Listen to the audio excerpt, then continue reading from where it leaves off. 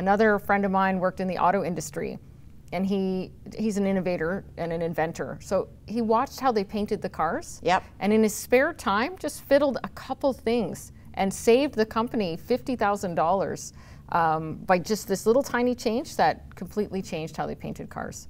Wow. And he did it on his own time. People don't have to do that, but just because he was curious. Yeah. That took, for me, from my perspective, a lot of courage for him to go to the top of Chrysler and say, hey, yeah. I have this idea. Yeah, that's pretty cool. So if you have an idea, do you have to walk in with like it all mapped out and planned to disrupt if you're within an organization? Not always. It's helpful to have a plan because currency of the smarty pants or the entrepreneurs or the innovators is ideas.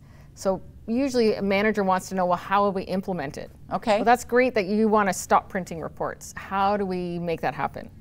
Or it's great that you want to change this. What does that look like? Okay. And so if you can take it a little bit further, it's an easier, you have to sell it sometimes. It's a bit of an easier sell.